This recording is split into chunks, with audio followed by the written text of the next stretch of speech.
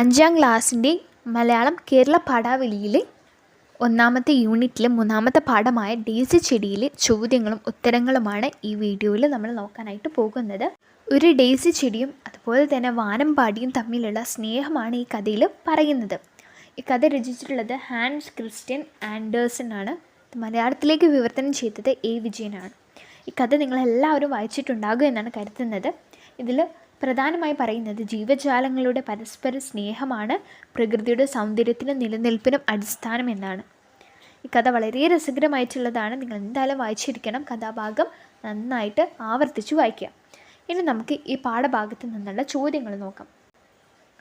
ആദ്യത്തെ ചോദ്യം ഇതാണ്. വരികൾക്കിടയിൽ ഒരു പുൽനാമ്പ് എനിക്കിപ്പോൾ വൻമരമാണ്, നിൻ്റെ ഓരോ ഇതളും എനിക്കൊരു പൂവാണ്. ആരാണിങ്ങനെ പറഞ്ഞത്? ഏത് സന്ദർഭത്തിൽ? ഈ വാക്യങ്ങളിൽ നിന്ന് നിങ്ങൾക്ക് മനസ്സിലായത് എന്തെല്ലാം എഴുതി നോക്കൂ. ഇത്തരം വാക്യങ്ങൾ ഈ പാഠത്തിൽ ഇനിയുമുണ്ട്. കണ്ടെത്തി അവയെക്കുറിച്ചും എഴുതൂ. ഇതാണ് പറഞ്ഞിട്ടുള്ളത്. ഒരു പുൽനാമ്പ് എനിക്കിപ്പോൾ വൻമരമാണ്, നിൻ്റെ ഓരോ ഇതളും എനിക്കൊരു പൂവാണ്. ഇങ്ങനെ പറഞ്ഞത് ആരായിരിക്കും? കൂട്ടിലടയ്ക്കപ്പെട്ട വാനമ്പാടി ഡേസിയോട് പറഞ്ഞതാണിത്. നമുക്ക് ഉത്തരത്തിലേക്കൊന്ന് നോക്കാം. കൂട്ടിലടയ്ക്കപ്പെട്ട വാനമ്പാടി ഡേസിയോട് പറഞ്ഞതാണിത്. സ്വർണ്ണഹൃദയവും വെള്ളിയുടുപ്പുമുള്ള പൂവിനെ ഉമ്മ വെച്ച് പാട്ടുപാടി നീലാകാശത്തിലേക്ക് പറന്നുയർന്ന പക്ഷിയാണ് ഇപ്പോൾ കൂട്ടിലടച്ചിരിക്കുന്നത്.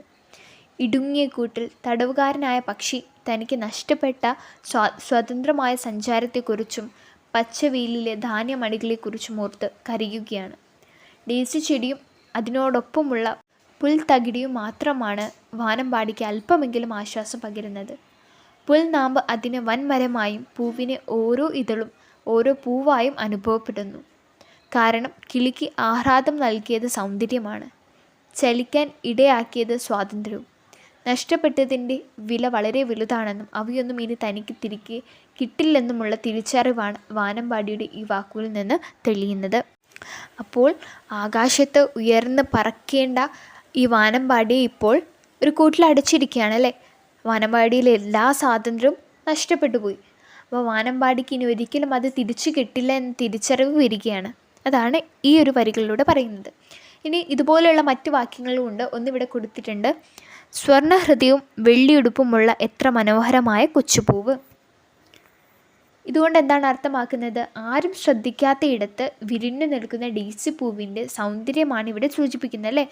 ആരും ശ്രദ്ധിക്കാത്തയിടത്ത് വിരിഞ്ഞു നിൽക്കുന്ന നമ്മുടെ ഡേസി പൂവിനെ വർണ്ണിക്കുകയാണ് ഈ വരികളിലൂടെ.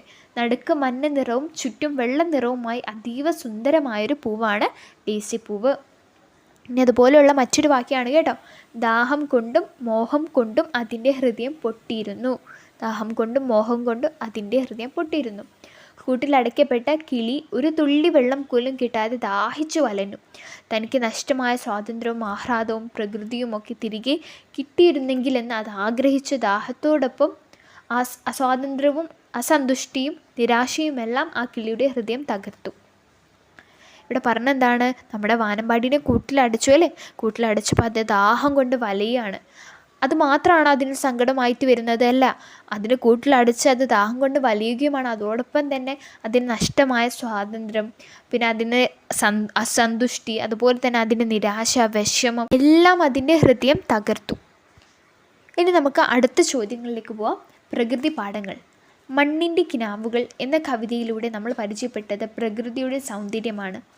കാട്ടിലെ മഴ എന്ന അനുഭവക്കുറിപ്പിലൂടെ മഴയുടെ സൗന്ദര്യവും ഡേസി ചെടി എന്ന പാഠത്തിൽ പരസ്പര സ്നേഹത്തിൻ്റെ മനോഹരമായ ആവിഷ്കാരവും കാണാം. ഈ 3 പാഠങ്ങളെ അടിസ്ഥാനമാക്കി പ്രകൃതി പാഠങ്ങൾ എന്നൊരു ലഘുപന്യാസം തയ്യാറാക്കും. നമ്മുടെ യൂണിറ്റിൽ നമുക്ക് 3 പാഠങ്ങളാണ് പഠിക്കാനുണ്ടായിരുന്നത്. മണ്ണിൻ്റെ കിനാവുകൾ, കാട്ടിലെ മഴ, ഡേസി ചെടി. ഇവയെല്ലാം നമുക്ക് പ്രകൃതിയുടെ സൗന്ദര്യത്തെക്കുറിച്ചും മഴയുടെ സൗന്ദര്യത്തെക്കുറിച്ചും അതുപോലെ തന്നെ പരസ്പര സ്നേഹത്തിനെക്കുറിച്ചൊക്കെ നമുക്ക് പറഞ്ഞു തരുന്നുണ്ടല്ലേ. ഈ 3 പാഠങ്ങളും ആസ്പദമാക്കിയിട്ട് നമ്മളോട് പ്രകൃതി പാഠങ്ങൾ എന്ന പേരിൽ എന്ന തലക്കെട്ടിൽ ഒരു ലഘു ഉപന്യാസം തയ്യാറാക്കുവാനാണ് പറഞ്ഞിട്ടുള്ളത്. ഉപന്യാസം തയ്യാറാക്കുമ്പോൾ നമ്മൾ ശ്രദ്ധിക്കേണ്ട കാര്യങ്ങൾ എന്തൊക്കെയാണ്? നല്ലൊരു തലക്കെട്ട് ഉണ്ടായിരിക്കണം അല്ലേ? നല്ലൊരു ഹെഡിങ് ഉണ്ടായിരിക്കണം. അതുപോലെ തന്നെ നമ്മൾ എഴുതുന്ന കാര്യങ്ങൾ ഒറ്റ പാരഗ്രാഫിൽ എഴുതാതെ 1ഉം 2ഉം ഖണ്ഡികകളായിട്ട് 1ഉം 2ഉം പാരഗ്രാഫുകളായിട്ട് തിരിച്ചെഴുതണം. അപ്പോഴാണ് കാണാൻ ഒരു ഭംഗിയൊക്കെ ഉണ്ടാവുക. ഇനി നമുക്കിവിടെ കൊടുത്തിട്ടുള്ള ഉപന്യാസം നോക്കാം. നമ്മളിവിടെ ഹെഡിങ് ആയിട്ട് കൊടുത്തിട്ടുള്ളത് പ്രകൃതി പാഠങ്ങൾ എന്നാണ്.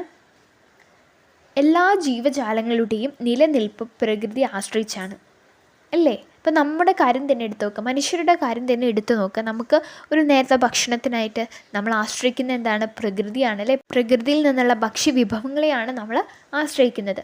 നമുക്ക് അറിവും ആഹ്ലാദവും സമ്മാനിക്കുന്ന പ്രകൃതിയുടെ സൗന്ദര്യം അനന്തമാണെന്ന് പറഞ്ഞാൽ വിശാലമാണ്. മനുഷ്യരും പക്ഷി മൃഗാദികളും പൂക്കളും പുഴകളും മഴയും കാറ്റുമെല്ലാം പ്രകൃതിയുടെ ഭാഗമാണ്. ഒരു കുഞ്ഞു പൂവ് പോലും പ്രകൃതിക്ക് ഏറെ സൗന്ദര്യം പകരുന്നുണ്ട്. അതുപോലെ ജീവിത പാഠങ്ങളും സമ്മാനിക്കാൻ അവയ്ക്ക് കഴിയുന്നു.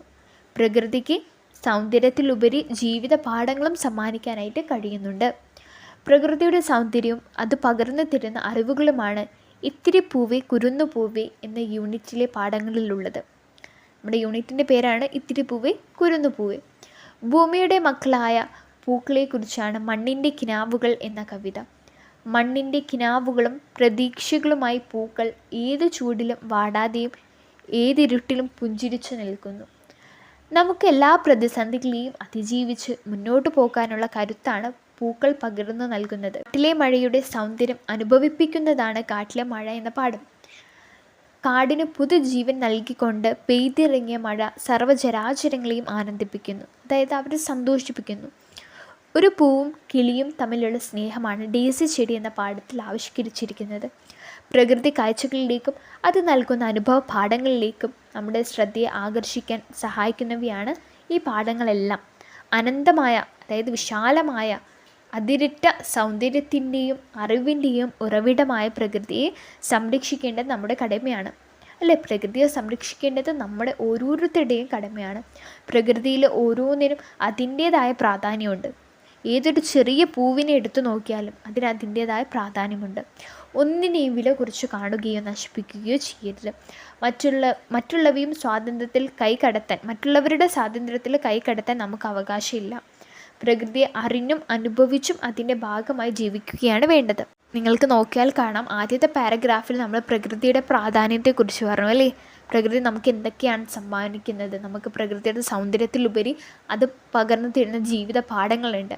കാര്യങ്ങളൊക്കെ നമ്മൾ പറഞ്ഞു. പിന്നെ നമ്മുടെ ഈ ഒരു യൂണിറ്റിൽ ഓരോ പാഠങ്ങളിലും കിട്ടുന്ന സന്ദേശം എന്താണ്, ആ കാര്യം നമ്മൾ പറഞ്ഞു. ശേഷം നമ്മൾ ഒരു കൺക്ലൂഷൻ, ലാസ്റ്റ് നമ്മൾ എല്ലാം കൂടി താരതമ്യം ചെയ്തിട്ട് നമ്മൾ അവസാനിപ്പിച്ചു. ഇവിടെ നമ്മൾ പറയുന്നുണ്ടായല്ലേ, പ്രകൃതിയിൽ ഓരോന്നിനും അതിൻ്റേതായിട്ടുള്ള പ്രാധാന്യമുണ്ട്. ഒന്നിനെയും നമ്മൾ വില കുറിച്ച് കാണാനായിട്ട് പാടില്ല. നമ്മുടെ പ്രകൃതിയെ സംരക്ഷിക്കേണ്ടത് നമ്മൾ ഓരോരുത്തരുടെയും കടമയാണ്. ഈ ഒരു ഡേസി ചെടി എന്ന് പറയുന്ന പാഠത്തിൽ ഈ 2 ചോദ്യങ്ങളാണ് ഉണ്ടായിരുന്നത്. ഇത് നമ്മുടെ 3ാമത്തെ പാഠമാണ്. ഇതോടുകൂടി ഈ യൂണിറ്റ് അവസാനിക്കുകയാണ്. ഇതുപോലെ 5ാം ക്ലാസ്സിൻ്റെ ഓരോ പാഠത്തിലെയും പ്രവർത്തനങ്ങളൊക്കെ അടങ്ങുന്ന വീഡിയോകൾ നമ്മൾ ഈ ചാനൽ അപ്ലോഡ് ചെയ്യുന്നുണ്ട്. കാണാത്തവരുണ്ടെങ്കിൽ ചാനൽ സബ്സ്ക്രൈബ് ചെയ്ത് നോട്ടിഫിക്കേഷൻ ഓൺ ആക്കി വയ്ക്കുക. എന്നാൽ നമ്മൾ അപ്ലോഡ് ചെയ്യുമ്പോൾ അപ്പോൾ തന്നെ നിങ്ങൾക്ക് അതിൻ്റെ നോട്ടിഫിക്കേഷൻ കിട്ടും. വീഡിയോ ഉപകാരപ്പെട്ടെങ്കിൽ ലൈക്ക് ചെയ്യുക, കൂട്ടുകാർക്കൊക്കെ ഷെയർ ചെയ്ത് കൊടുക്കുക കേട്ടോ. മറ്റൊരു വീഡിയോയുമായി നമുക്ക് വീണ്ടും കാണാം. താങ്ക്